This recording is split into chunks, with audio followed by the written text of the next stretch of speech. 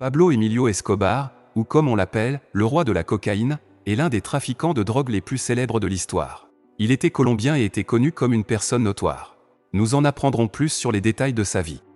Qui est Pablo Emilio Escobar, le roi de la cocaïne? Pablo Emilio Escobar est né le 1er décembre 1949 dans la ville de Rio Negro, en Colombie d'une famille paysanne. Et bien qu'il travaillait dans le même métier que sa famille, mais à la fin des années 60, Pablo Escobar a commencé à produire et à faire de la contrebande de marijuana et cocaïne hors de Colombie, et que par le biais d'une organisation qu'il a fondée sous le nom Medellín Cartel, en coopération avec un groupe d'autres criminels pour expédier de la cocaïne vers les marchés américains, où les années 70 et 80 du siècle dernier ont été témoins de la proximité de Pablo Escobar et le monopole du commerce de contrebande de cocaïne aux États-Unis en expédiant plus de 80% du total des drogues de contrebande dans le pays. En 10 ans, il parvient à renforcer son empire criminel et fait de lui l'homme le plus puissant de la mafia colombienne. Il possède une immense fortune estimée entre 25 et 30 milliards de dollars américains à l'époque, ce qui le place en tête de la liste Forbes en tant que l'homme le plus riche du monde pendant cette année consécutive.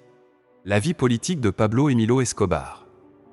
Malgré sa grande notoriété obtenue par Pablo Escobar en tant que trafiquant de drogue notoire en Colombie, au début des années 80, Escobar a tenté de polir son image en effectuant un travail caritatif et s'est également engagé dans la politique, et en 1982, il a occupé un siège à la Chambre des représentants colombienne, qui faisait partie du mouvement libéral alternatif, à travers lequel il était responsable de la construction de maisons et de terrains de football dans l'ouest de la Colombie, et grâce auquel il est devenu très populaire auprès des habitants des villes qu'il fréquentait. En 1983, il a perdu son siège à la direction directe du ministre de la Justice, Rodrigo Lara, après que le journal El Espectador ait publié de nombreuses publications sur ses actions illégales.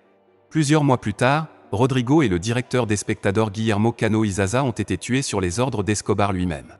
En traitant avec l'État colombien, l'intimidation et la corruption passent par le terme « plata o plomo », qui signifie littéralement dans le dictionnaire argent ou plomb, sauf que dans le dictionnaire de Pablo, cela signifiait soit accepter de l'argent, soit faire face à des balles, et ses activités criminelles comprenaient le meurtre de centaines de fonctionnaires, de civils et de policiers et la corruption de politiciens, de juges et de représentants du gouvernement. En 1989, Pablo avait réussi à se faire une large base populaire dans la société colombienne, en développant des terrains multisports et des terrains de football et en aidant l'équipe de football des enfants, et bien qu'il soit considéré comme un ennemi du gouvernement colombien et des États-Unis, il a réussi à créer la bonne volonté parmi les pauvres. Il a également joué un rôle déterminant dans la construction d'écoles, d'églises et d'hôpitaux dans l'ouest de la Colombie, en donnant de l'argent à des projets de logement pour les pauvres, et souvent aidé et protégé par les habitants de Medellín, notamment en le cachant de les autorités. Et alors que l'influence de Pablo augmentait entre la Colombie et l'Amérique et qu'il devenait recherché par le gouvernement des États-Unis d'Amérique, et en 1991,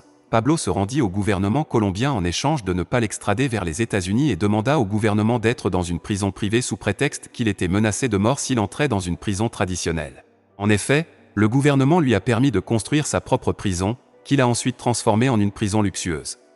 Même en juillet 1992, il est devenu clair que Pablo menait ses activités criminelles depuis sa prison privée, alors le gouvernement a essayé de le convertir en prison traditionnelle, mais quand il en a entendu parler, il s'est évadé de sa prison, et les autorités l'ont poursuivi pendant une période de 15 mois, et en 1993, les services de renseignement colombiens et américains ont réussi à connaître l'emplacement de la cachette dans laquelle il vit, et en effet ils l'ont attaqué et lui ont tiré dessus.